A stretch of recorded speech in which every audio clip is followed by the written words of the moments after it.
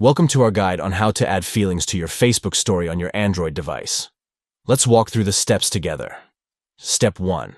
Open the Facebook app on your Android device and log into your account. Step 2. Tap on Create Story at the top of your feed to start creating your story.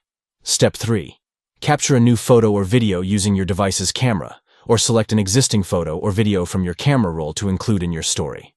Step 4.